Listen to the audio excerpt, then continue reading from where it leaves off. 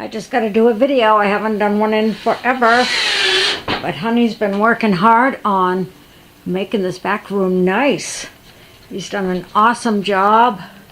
He built shelves back there for our recyclables so they're not beside the door anymore. We're all neat and clean back there. Moved this refrigerator over here. Moved the stove over there. And because he put some foam insulation all around the edges of this room, our new Rinnai heater actually keeps this room warm. It's pretty amazing. It is, over 60 back here. And before he did that, that little heater couldn't keep this room warm in that frigid weather we had. So he's been working so hard. And he threw some paint on these shutters that he put over here. And got it on this nice clean t-shirt. Gah! Cannot trust this guy with paint. It just if you want to sticks to him. If you want to put some more on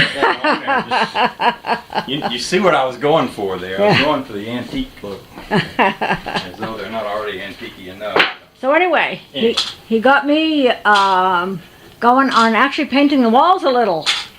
So this is the first one, just first coat. I'm actually going to do that corner too. Because I thought it would look really nice to do behind this wall. Do this wall behind the refrigerator. So that when you come in the door, you actually see a painted wall. Wouldn't that be cool? I think it's pretty awesome. That's just one coat. But the room is so warm, it's going to dry really fast. So he just put that over where our stovepipe was. He just caulked that. So I'm going to wait a little bit before I paint it. But we're going to go over on this side and do that over there.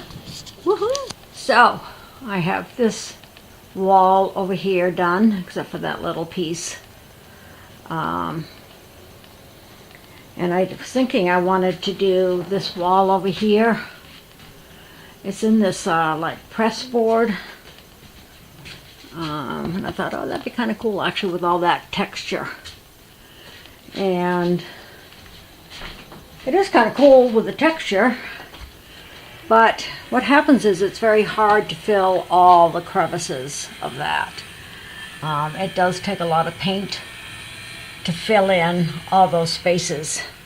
I did find that my little edging brush did it a lot easier than my big brush. So the bottom part of that was done with just my little edging brush. So as you may recall, when I did the shelves, it's the same color, it's a cream color that I did the inside of the shelves. And it was chosen to go with our stove. I wanted the walls that cream, and I want to find an accent color that matches the green on the stove. And that's what I want to do the door in, is that accent color. And I was thinking of doing around the windows, because I have my pretty little curtains up there.